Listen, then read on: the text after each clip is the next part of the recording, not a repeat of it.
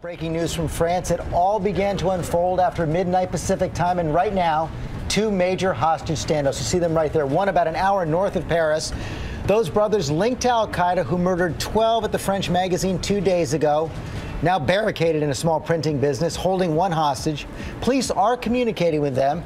It's going down in a small village near France's major international airport. Everyone in that town has been told to stay inside. As Robin, you said, children being evacuated from their schools. And this is just 28 miles away. There's that other operation right now in Paris.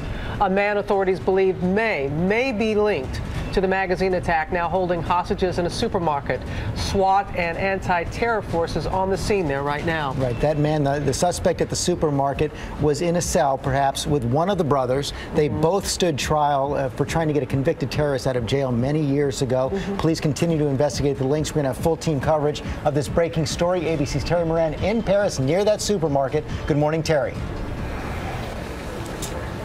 Good morning, George. Here this afternoon, I'm just on the eastern outskirts of Paris, 3 miles or so from downtown, and just behind me here, a few hundred yards off to the left, out of the line of sight, because line of sight is line of fire, is this hostage situation at this kosher supermarket that began today. And as you point out, police, the public prosecutor in particular in Paris, now linking this situation to the one going on to the north of Paris, where those suspects from the deadly Charlie Hebdo massacre on Wednesday are holed up. As you point out, they seem to have been involved in some kind of court case where they tried to break a terrorist out of jail. The bottom line, they know each other.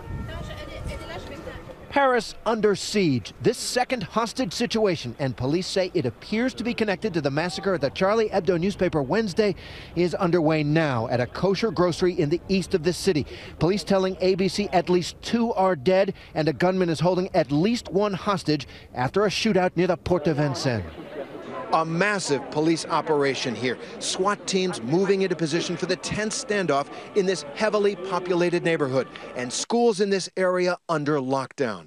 The suspects, according to police, Ahmed Koulibaly, 32 years old. Police also saying he is the man wanted in the killing of a female police officer in a shootout yesterday in the south of Paris. Police also looking for his 26-year-old woman accomplice, Ayat Boumediene. Helicopters in the sky above an industrial area in a town 20 miles north of Paris. Police and SWAT teams moving into position. The suspects, brothers Sharif and Saeed Kouachi, cornered. An extremely dangerous situation. The town in lockdown. Residents ordered to shelter in place. The town website's message, if you live in the town, stay in your home. Children in schools are in lockdown. And in a high school not far from the standoff, students and teachers are trapped, hunkered down. We spoke with teacher Marianne Genet. In the school, there are about 900 persons. And they say to us to stay in the high school and to be calm, but we can't because we are really scared. Eyewitnesses in the town, Damartin Angual, said the brothers calmly took over the printing company, reportedly telling people to leave, saying, "We don't kill civilians." At Charles de Gaulle Airport, just a few miles away, 2 runways shut down, others allowing only takeoffs after earlier reports the Kouachi brothers may be armed with a rocket-propelled grenade. Government officials say the standoff began when the brothers came upon a nearby police roadblock, exchanged fire, and then retreated into the printing company. French President Hollande, arriving at a crisis meeting, reveals his government has stopped several attempted terrorist attacks in recent weeks. But right now, the only question, how will this one end? It is just an unreal, a surreal atmosphere in this city right now. The French had just been beginning to reckon with the atrocity committed at Charlie Hebdo magazine. Now the question is not what does it mean, but when will it end? Robin? That's a question everybody wants answered as soon as possible. Terry, thank you. And that town under siege less than an hour outside Paris. Everyone ordered, as we've told you, to stay inside. The police blocking roads to Charles de Gaulle Airport to keep them from escaping in that direction. And Alex Marquardt is on the scene and will tell us more about that. Good morning, Alex. Good morning, Robin. A very dramatic scene unfolding here in this small French town. This is as close as police will allow us to get to that industrial zone where the hostage crisis is taking place. The police confirmed they are talking to the two suspects, those two men who are believed to have carried out that attack on Charlie Hebdo magazine. They are negotiating, but we don't know too much more at this time. We know there is one male hostage, his identity unknown, although the owner of that print shop where they're being held, his daughter says that she has not been in contact with her father for quite some time, which is unusual. Meanwhile, as you say, this town on absolute lockdown, a security net over this entire place, no one being allowed in or out, residents being told to stay inside, and evacuations of schools currently underway. Elementary school students being taken, we understand, to a gym in town, while middle and high school students are being taken to a nearby village about 10 miles away so their parents can pick them up. If you just take a look behind me, this is a middle and high school that we understand is being prepared for evacuation. There's a long convoy of police vehicles to take those students away. So the situation's still extremely fluid and very tense. Robin? But we can see locals are doing what they're being told and staying away and staying inside. But I know there's a lot of concern about those school students that you see behind you, the schools that are around you. But can you tell us more about the roadblocks, especially the one to the airport? Absolutely. Charles de Gaulle, one of the biggest airports in Europe and in the world. We understand that there are checkpoints. We've seen them ourselves on that highway out to the airport. But I've just been told that the airport itself is functioning normally. Those two runways that Terry mentioned have been reopened. So the airport is working as normal. All right. Thank you, Alex. Yeah, Robin, we're going to continue our live West Coast coverage with Brad Garrett. Our contributor, Brad Garrett, spent many years as a hostage negotiator for the FBI. And Brad, the big question now is how do you negotiate with people who seem determined to die? Because, George, what you're trying to do is collect intelligence. You're really not trying to negotiate them out. The key will be, of course, to negotiate out the hostage. If you can get that person out, then you're really golden. But the primary goal here is collecting intelligence to figure out how are we going to go in and attack, in effect, both of these guys, because they're not going to surrender, George. And so what you want to do is minimize, obviously, anyone getting hurt, in particular the hostage, as I mentioned, and the tactical team. And they're going to have to do that by what kind of weapons does he have? Hopefully they now have cameras inside. They're watching what's going on and formulating a plan. Can they make a dynamic entry and take out both the brothers? At a degree of difficulty, we also know now that the two hostage situations, the one in Paris, the one north of Paris, are linked, that these people did know each other. And there's been at least one report that the suspect in Paris has demanded the release of the two brothers north of Paris. How do the negotiators work through that? The same way, George. All you're trying to do, in effect, is buy time. Because no one is going to walk out the door and say, I'm sorry, I made a mistake, arrest me. So different dynamic because you have a supermarket. How big is it? Does it have surveillance cameras? You have more hostages. That's more complicated. Well, I like it when there's only one because you can maybe work around that. When there are 5 or 6, where are they? Do they have them moved around the supermarket? So a much dicier tactical move perhaps at the supermarket than north of Paris at the print shop. At the same time, they also have to be aware and alert to the possibility that there are other members of a potential cell out there. Exactly. They're watching this like we are. And so as a result, they may take action based on what happens to the 3 of them today in these 2 separate hostage situations. And we all remember that situation in Sydney, Australia, just about a month back, where the police in the end did decide to go in to that chocolate shop. What could trigger that kind of an attack here?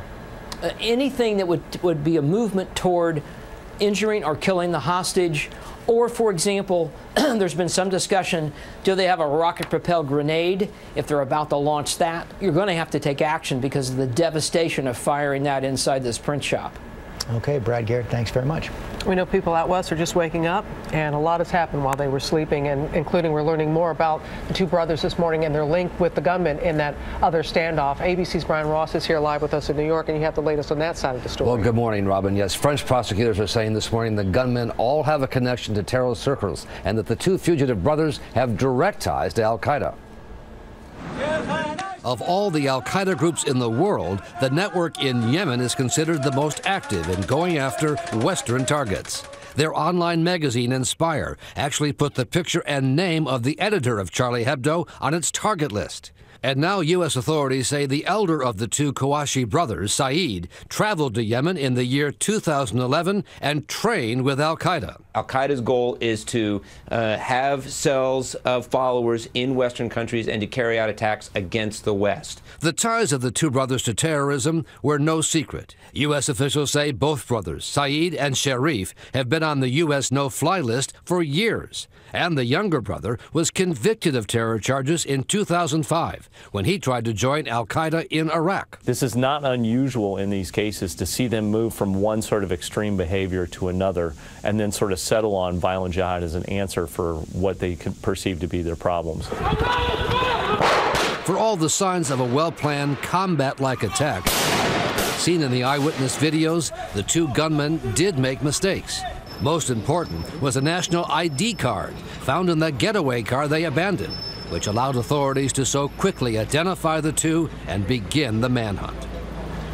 And now there's huge interest in trying to take these two brothers and the other gunman at the supermarket alive, Robin, to see if there's more to this terror cell in France. And that's why they're taking their time and wanting to get this information, because more intelligence is needed in case it is Absolutely. a cell. And time is on the side of the police at this point. They can wait them out. And the idea is to see, are there others? Are there other plots still waiting to happen? And then it's going to soon be nightfall there. That's right. And that is the advantage of the police. They can use night vision lenses. They can cut off electricity. A lot of tactics that we'll see play out in the next several hours. All right. Thank you, Brian. Okay, let's bring in Martha Raddatz now. Martha, so many questions about how the brothers and this other hostage taker now are able to pull this off. They've been tied to terrorists in the past. They've been linked in this attempt to get another convicted terrorist out of jail.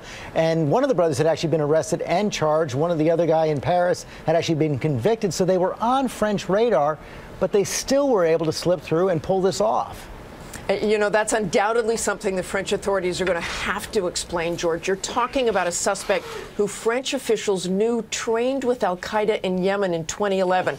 2011 is when the American-born cleric Anwar al-Awlaki was being hunted by U.S. officials. He was considered the most dangerous terrorist in the world and was later killed by a U.S. airstrike. Now, you can't track every suspect 24/7. There are lots of people in France and elsewhere who want to join jihad, but there are not that many who authorities know have been involved with terrorists and returned to the country. It seems he should have been tracked, and that doesn't mean physically tracked, but electronically, phones, internet. So a lot of questions, George, about how they slipped through. And that kind of travel to Yemen would also put any suspect on America's radar.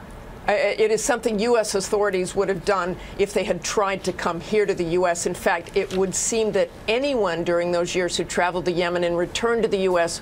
was tracked. After we came back from a reporting trip there, my American producer had the FBI unexpectedly show up at his house in Virginia, and they wanted to know why he had been there and who he had seen, so Americans do track this. Okay, Martha Raddatz, thanks. Let's bring in ABC's Pierre Thomas on the threat to the homeland. Right now, the worst terrorist attack in France in anyone's memory right now has American officials on edge as well. The FBI is deeply concerned, George, that the threat you see unfolding in Paris could happen here at any time. There's clear evidence that there are radicals among us.